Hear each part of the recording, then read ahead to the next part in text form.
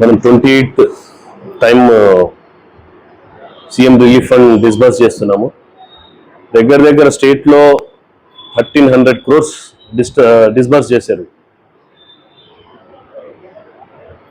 మనం చూసాం సీఎం గారు వచ్చిన తర్వాత ఫస్ట్ ఎవరైతే హెల్తీగా ఉండి పాపం హెల్త్ బాగాలేక ఎవరు సీఎం రిలీఫ్ ఫండ్ కావాలి వాళ్ళందరికీ, ఎవరైనా రాని వాళ్ళందరికీ సీఎం రిలీఫ్ ఫండ్ ఇవ్వడం జరుగుతుంది.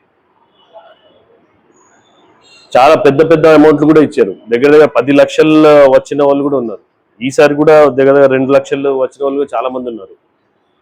మీ అందరికీ మీ ఇక్కడ వార్డ్ ఇన్ఛార్జ్లు అందరికీ రిక్వెస్ట్ చేస్తున్నా, మీ వార్డులో ఎవరైనా ఉండని, మీకు ఏమైనా సీఎం రిలీఫ్ ఫండ్ కోసం వస్తే మీరు రండి, మీరు తీసుకోండి, ఇక్కడ రండి. ఇక్కడ మాకు టీం పెట్టాం మనము, వాళ్ళ టీమే మొత్తం చూస్తుంది.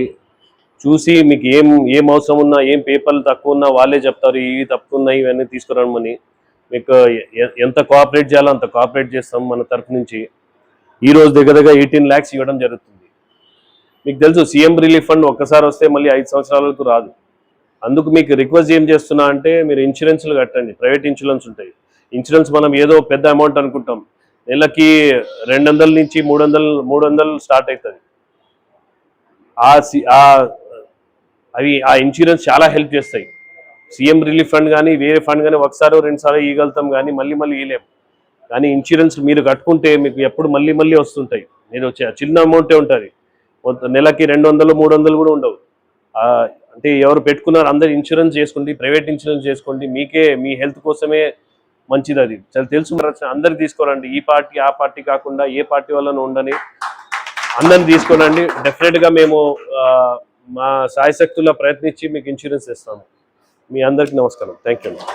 మన పెద్ద ఆయన ఎన్ఎండి ఫారూక్ గారి ఆఫీస్లో నంద్యాల అసెంబ్లీకి సంబంధించిన కార్యకర్తలు ప్రజలు అందరూ ఇక్కడికి ఇచ్చేయడం ఏమనగా, ఇంతవరకు మన రాష్ట్ర ప్రభుత్వం ముఖ్యమంత్రి చంద్రబాబు నాయుడు 2024లో ప్రమాణ స్వీకారం చేసిన నుంచి ఇప్పటి వరకు ప్రతి ఒక్కరికి బీదలకు ఎంతో ఆరోగ్యకరమైన విషయంగా ఉండాలని చెప్పి, ఏదైనా సమస్యలు వస్తే వాళ్ళ హాస్పిటల్ పోవడం కానీ ఏదైనా కానీ డబ్బు ఖర్చుతో ఉండాలని చెప్పే ఉద్దేశంతో, వాళ్ళకి ఇబ్బందులు లేకుండా కలగాలనే ఉద్దేశంతో, ఆ విధంగా ఇబ్బందులు ఉండకుండా ఈరోజు సీఎం రిలీఫ్ ఫండ్ అనేది ఒకటి పెట్టడం జరిగింది.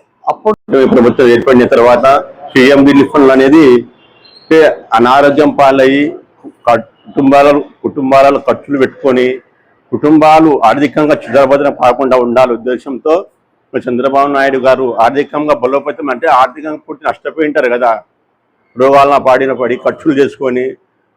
ముఖ్యమంత్రి వర్యులు శ్రీ నారా చంద్రబాబు నాయుడు గారి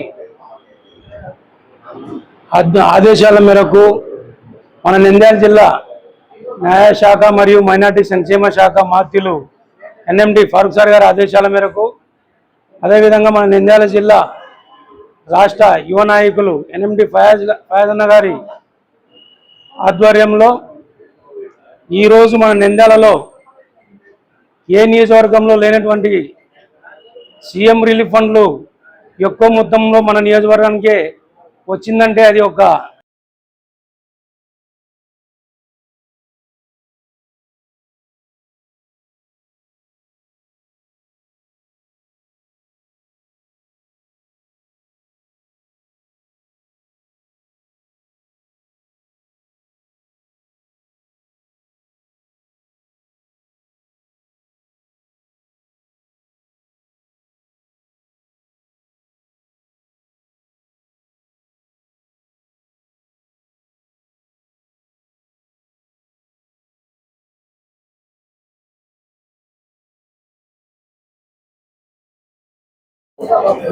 నా పేరు మల్లికార్జున, సాగల్ మల్లికార్జున. మాది నంద్యాల ఎదురు పుండాపురం కాలనీ. నా పేరు మల్లికార్జున. నాకు కాలు ఇన్ఫెక్షన్ అయిపోయింది, వ్యాధి కూడా అయింది. నాకు 4 లక్షల వరకు 50,000 వరకు ఖర్చు వచ్చింది. కానీ మన ముండా గారి ఆధ్వర్యంలో సీఎం గారితో కలిసి నాకు అప్లై చేయడం జరిగింది. ఎక్కడ పోయినా కానీ ఆరోగ్యశ్రీ కార్డు లేదన్నారు. మేము అప్పుగా తెచ్చుకొని చూపించుకున్నాం. మాకు సుమారుగా అయింది డబ్బులు, కానీ సీఎం పన్ను పెట్టుకోరమ్మన్నారు. నాగరాజన్న ఫయాజన్నకు, నాగరాజు సార్కు దేవతల కాడికని పోయేస్తుంటే కార్తీకలో వచ్చి యాక్సిడెంట్ అయింది సార్. నడుములు ఇరిగినవి, నాకు 6 లక్షలు దాచేనవి. కానీ గవర్నమెంట్ డబ్బులు 13 లక్షలు తెచ్చినాయి సార్. చంద్రబాబు నాయుడు దాన్ని 1,30,000 వేసినాడు సార్. మాకు ధన్యవాదాలు. మాకు ధన్యవాదాలు.